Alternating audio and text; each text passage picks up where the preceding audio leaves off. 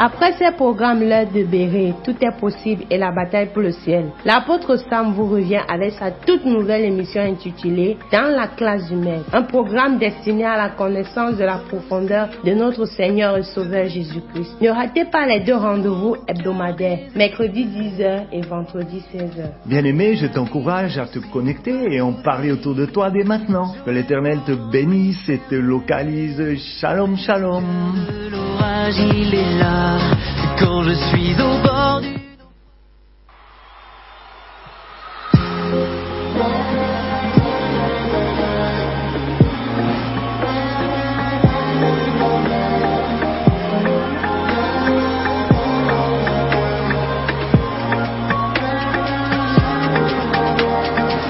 Dans l'océan de mes tourments, souvent mon cœur désespère. Face à l'abîme, si mon bateau dérive, j'aurai foi en l'éternel. Même au cœur de l'orage, il est là. Quand je suis au bord du naufrage, il est là. Quand je suis perdu, sa voix guide mes pas. Je peux marcher sur l'eau. Chers amis, chers frères, chères sœurs, chers auditeurs, auditrices de la Radio Bonne Nouvelle, soyez bénis. Soyez localisés par la grâce de Dieu. Aujourd'hui, nous sortons un petit peu de nos vacances de la semaine passée pour revenir dans la classe du maître et être enseignés. Et aujourd'hui, nous allons être enseignés, et je serai un petit peu plus précis en parlant des mamans, des femmes qui seront enseignées dans la prière. Un message pour les mamans, ça peut édifier, ça peut valoriser les mamans. Et c'est ce que Dieu va faire aujourd'hui à travers ma bouche. Je lui donne toute la place. Bien-aimés, la prière est vraiment le seul et unique moyen de communication avec Dieu, bien-aimé. Et j'aimerais vous parler d'un petit Didier. C'est l'histoire de la prière de Didier. Et le petit Didier était un jour le nez collé à la fenêtre. Et il regardait dehors. De grosses larmes coulent le long de ses joues. Et il pose une question, il dit, mais pourquoi est-ce que le Seigneur Jésus n'écoute pas mes prières ? Il ne m'a pas ôté ma toux parce que l'enfant Didier avait la toux. Et pourtant, je lui ai demandé tellement de fois de le faire. Depuis longtemps, Didier se réjouit de la sortie de l'école de la Bible. Et maintenant, à cause d'une vilaine bronchite qui ne veut pas passer, il ne pourra pas faire l'excursion avec les autres enfants. Il ne pourra pas sortir. Didier est inconsolable. Sa maman le prend sur ses genoux et essaye de le raisonner. « Écoute-moi, Didier, écoute-moi. Les garçons et les filles de ton âge ont souvent une quantité de désirs, mais ils ne savent pas ce qui est bon pour eux. Tandis que Dieu sait toujours ce qui est bon pour ses enfants. Il ne se trompe jamais. » Didier ne veut rien entendre. D'une voix larmoyante, il continue. « Puisque Dieu peut tout, pourquoi est-ce qu'il ne me guérit pas ? Peut-être que tu as ce même genre de questions là où tu es dans ton lit malade. Je ne lui ai jamais demandé tant de fois. Dieu a entendu ta prière, explique encore maman. Il fait toutes choses bien. Même quand il ne nous donne pas ce que nous lui réclamons, il agit pour notre bien. Didier s'est arrêté de pleurer. Il réfléchit à ce que sa maman lui a dit. Puis il retourne à son jeu de construction et à son train, ses jeux. Et sa petite sœur l'a suivi. Elle se précipite sur sa boîte à outils. D'un geste rapide, Didier écarte la caisse. Elle contient des instruments tranchants, des couteaux, des choses là qui peuvent couper, avec lesquelles la petite pourrait se blesser. Et Heidi se met à pleurer, à hurler. C'est justement les beaux outils brillants qu'elle convoitait. Vois-tu, Didier, dit maman, Heidi veut ta boîte à outils.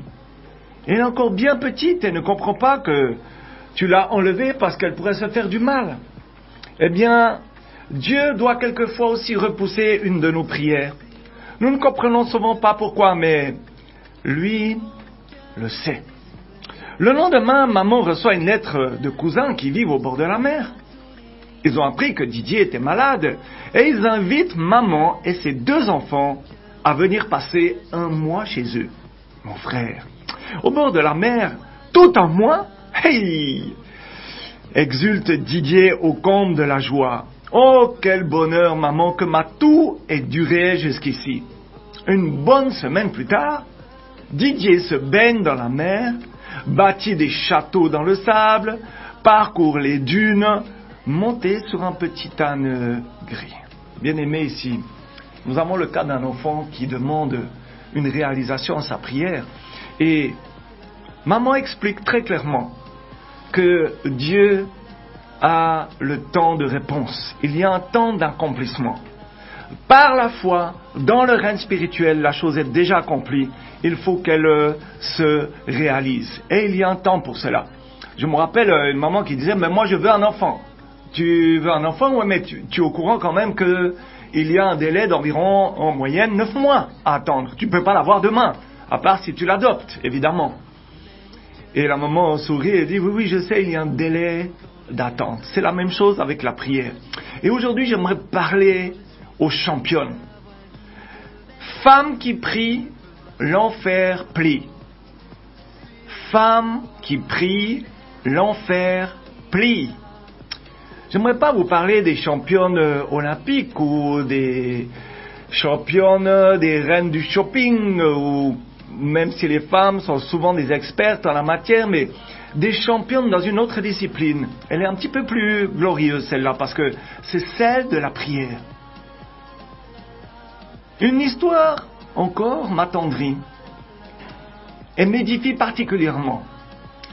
C'est celle de deux petites grand-mères des années 50 environ, donc ça fait environ 75 ans comme ça. Et c'était deux sœurs de 82 et 84 ans, et elles vivaient dans une petite maison au bord de la route d'un village, sur des îles anglaises. Elles s'appelaient Christine et Peggy. Peggy ne voyait plus rien, et sa sœur Christine avait tellement d'arthrite qu'elle était pliée en deux. Leur état physique ne leur permettait pas de se rendre à l'église. Alors elles avaient fait de leur maison un haut lieu de prière, un lieu béni où elles rencontraient Dieu. Parce que si leur corps était usé, leur esprit était bien vaillant. Et elles étaient de puissantes sentinelles de prière. Une nuit, alors qu'elles étaient dans la présence de Dieu, elles ont reçu une promesse.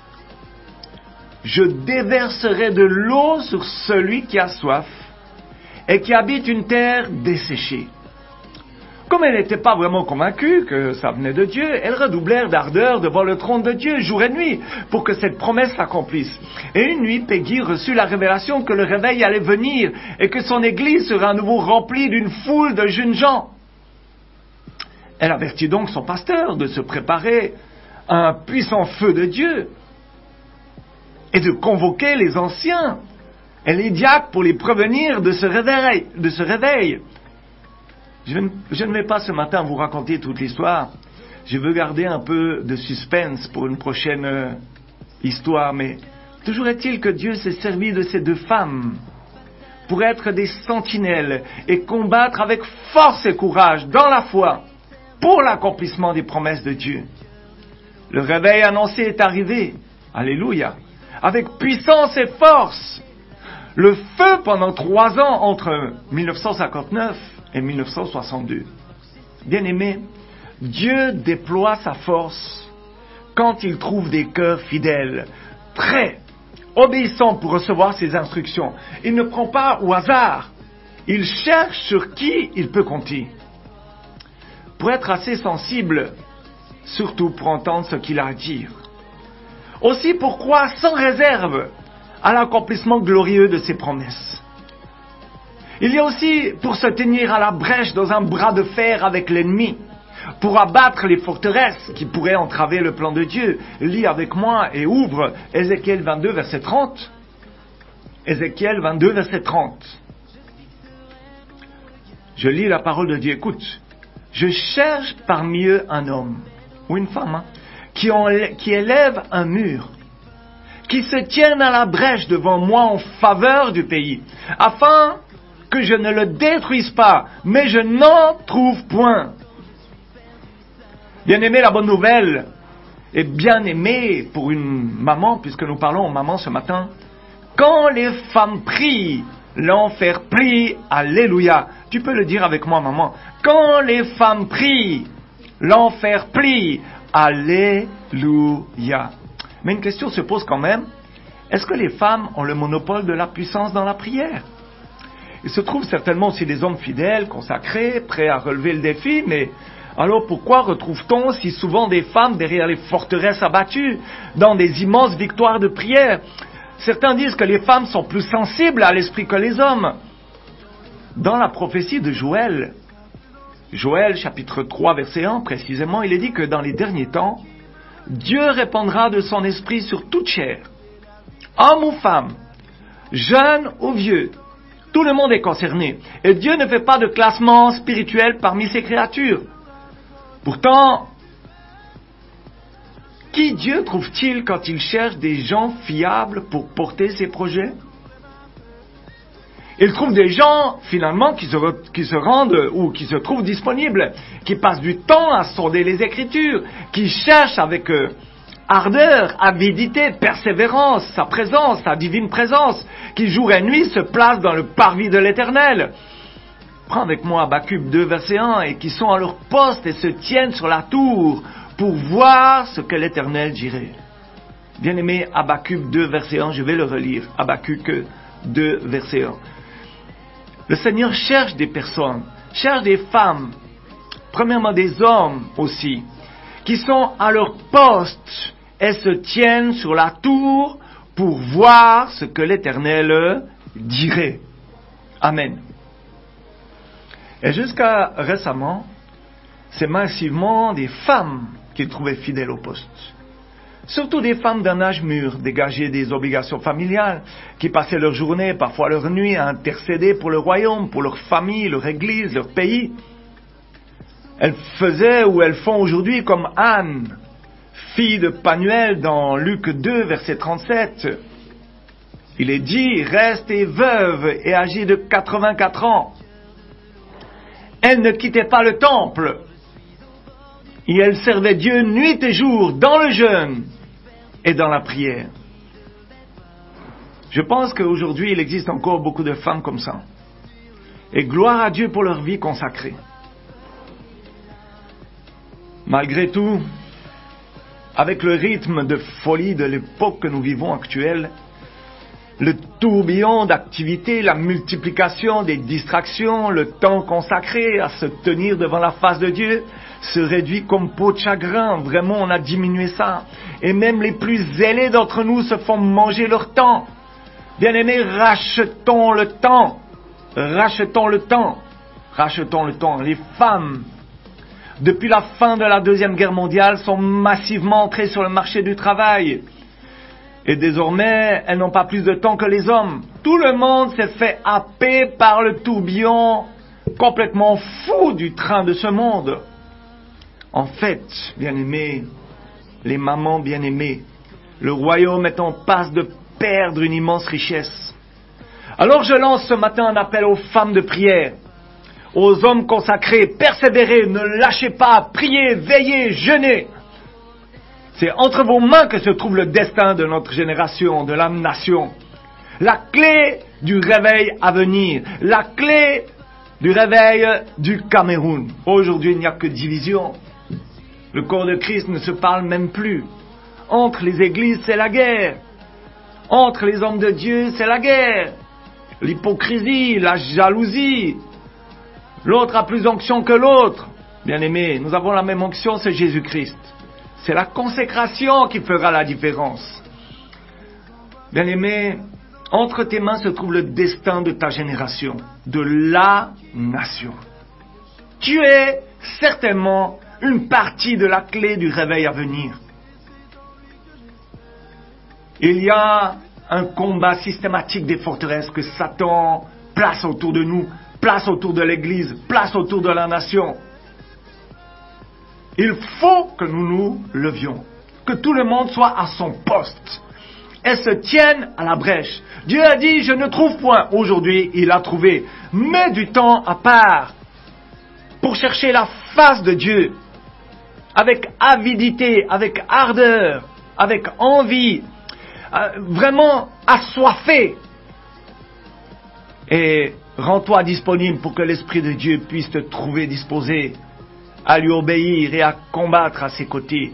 Quand le peuple de Dieu prie, l'enfer plie.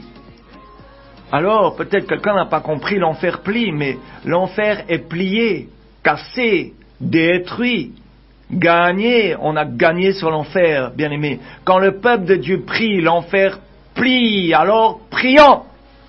Prions, bien-aimés. Prions. Prions, prions, prions. Il n'y a pas assez de communication entre l'homme et Dieu.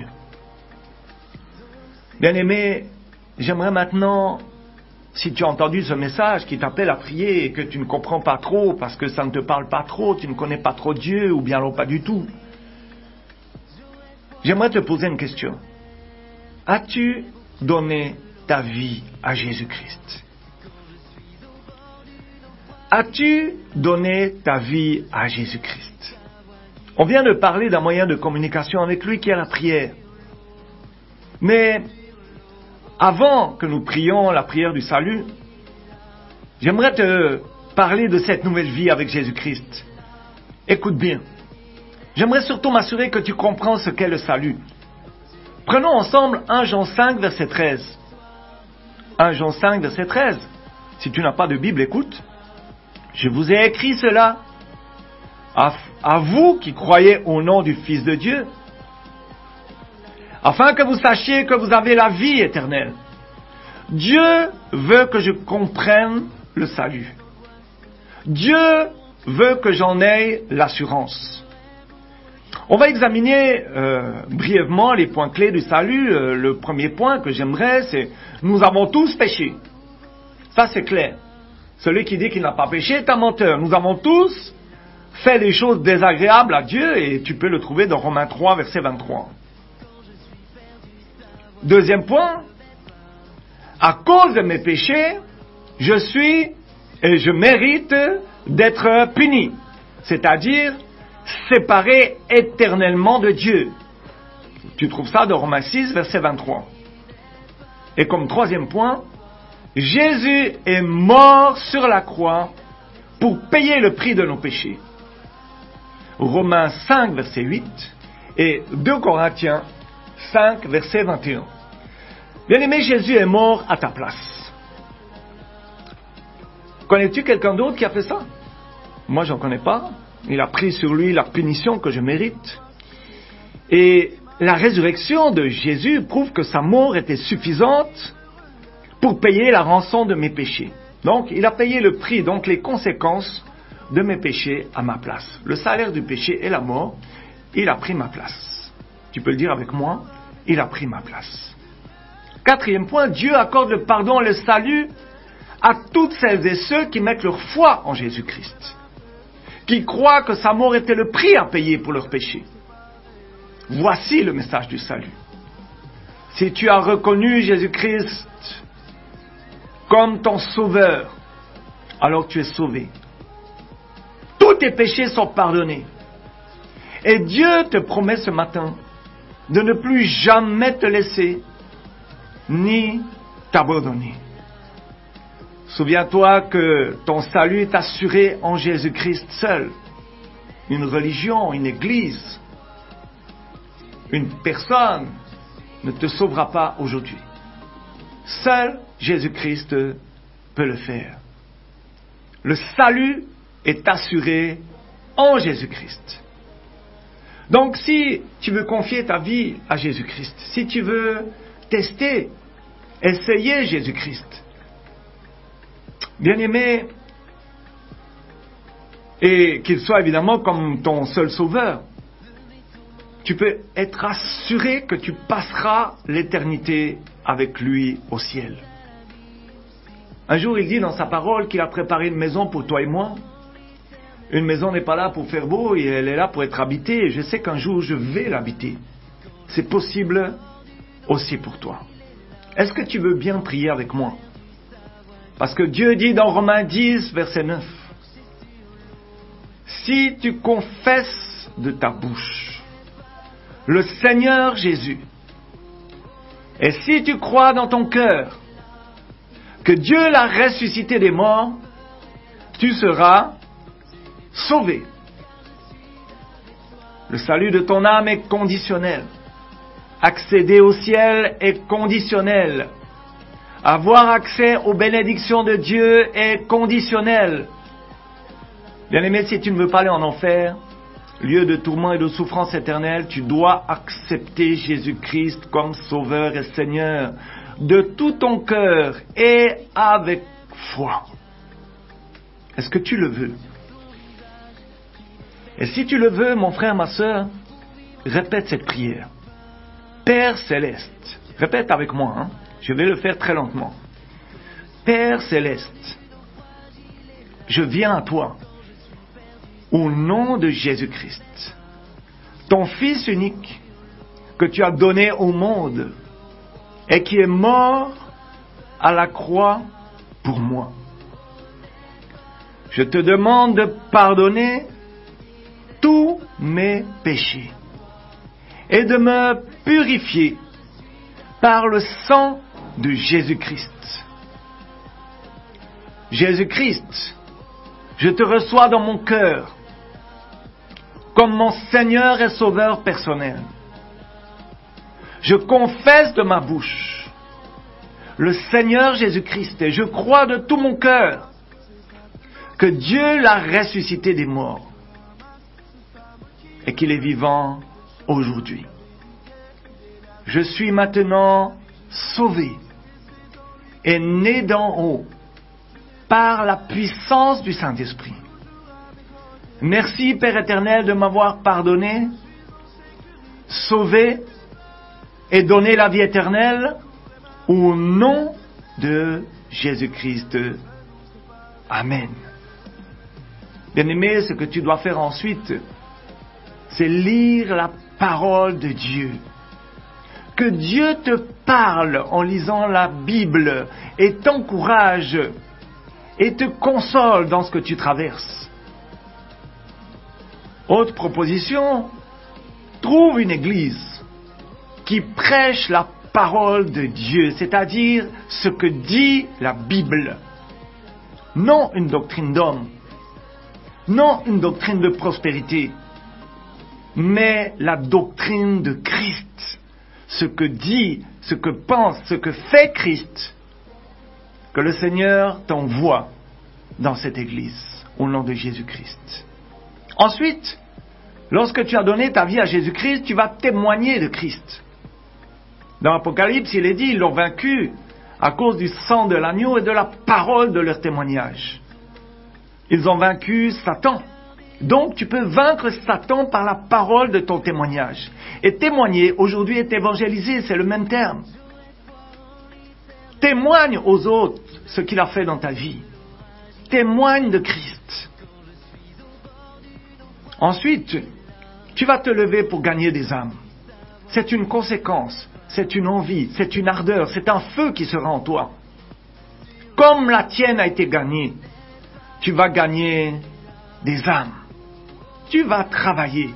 Bien-aimé, bienvenue dans la famille de Dieu.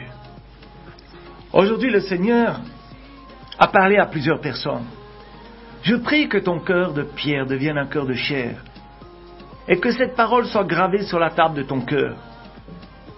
Les mamans, courage dans ces moments de prière intense.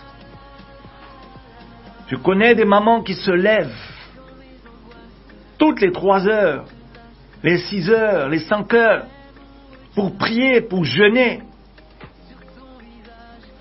Et c'est comme ça que le royaume des cieux avance. Dans sa vie, dans son couple, dans sa famille, belle famille. J'exhorte toutes les mamans et les papas à se lever. Aujourd'hui, c'est un appel national que je fais. Priez pour la nation. Priez pour notre patrie. Levez-vous. Mettez-vous sur la brèche. Portez les soucis du pays devant la présence de Dieu. Témoignez aux autres. Sauvez des âmes.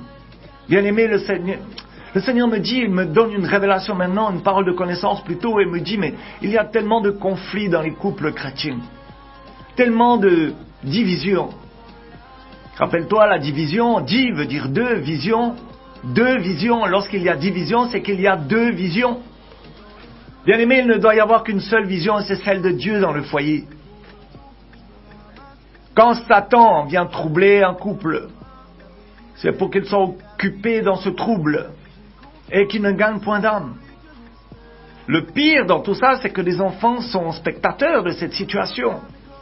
Comment vont-ils se lever un jour pour dire « nous sommes chrétiens, nous allons sauver les âmes » lorsqu'ils ont vu un mauvais exemple de leurs parents? Bien-aimés, soyons des exemples pour ceux qui sont autour de nous. Nous avons reçu une arme aujourd'hui, c'est l'arme de la prière. Et je me souviens qu'un jour, le Seigneur m'avait dit, dans l'armure du chrétien de Ephésiens 6, il y a protection sur tout le corps, sauf dans le dos. Il dit, mais Seigneur, tu es en train de me dire quoi? Qu'il n'y a pas d'armure dans le dos? Ça veut dire que quelqu'un pourrait me flécher dans le dos, me taillader dans le dos avec une épée, m'attaquer par le dos. Et il me répond, c'est quelqu'un qui doit prier pour ton dos qui va protéger ton dos. Commençons à en prier pour les uns, pour les autres, pour qu'ils soient protégés. Commençons par notre couple, famille, belle famille, quartier, ville, secteur, nation, continent. Élargissons l'intercession pour la prière. Élargissons, bien-aimés. Je crois que ce matin, Dieu agit avec force, pouvoir, puissance, pour nous convaincre que nous devons nous lever sur la brèche. La brèche, c'est la frontière. Physiquement, je ne peux pas y aller. Mais spirituellement, dans le règne de l'Esprit, par la foi, je peux me trouver sur la brèche et étendre les mains sur le pays, sur la nation, sur notre patrie. Tellement de malédictions sur le Cameroun, de la diaspora, de l'intérieur. Bien-aimés, bénissons la patrie. Les malédictions qui sortent de la bouche, aucune bénédiction ne peut sortir de la bouche de quelqu'un qui maudit. Et ces malédictions opèrent dans la vie de la nation. Ce matin, mon frère, ma sœur, je me suis levé, levons-nous ensemble, lève-toi, dis à ton voisin de se lever dans la prière pour la nation, de prier pour le salut des âmes, témoigner de Christ autour de vous, de ce qu'il a fait pour vous. Levons-nous. Et chère maman, vous qui avez tellement de sensibilité dans l'esprit, levez-vous encore et encore. Ne fléchissez pas, ne baissez pas les bras. Avancez. L'Éternel sera votre force et votre courage. Ce matin, nous avons été enseignés dans la prière et nous avons été mobilisés par Jésus-Christ pour se lever en faveur de la nation. Bien-aimés, des temps orageux, des temps dangereux, des temps tendus arrivent devant nous. Le peuple de Dieu, le corps de Christ, doit se lever, doit être uni dans la prière, doit être uni pour un même but, le salut des âmes dans la nation, sur le continent. Bien-aimé, lève-toi ce matin, ne t'assieds pas, que l'Éternel te bénisse, que l'Éternel te garde, que l'Éternel te localise pour toute grâce. C'était votre serviteur, l'apôtre Sam, et je te donne rendez-vous vendredi à 16h. Je dis au peuple de Dieu, aux prieuses et aux prieurs, Shalom, Shalom.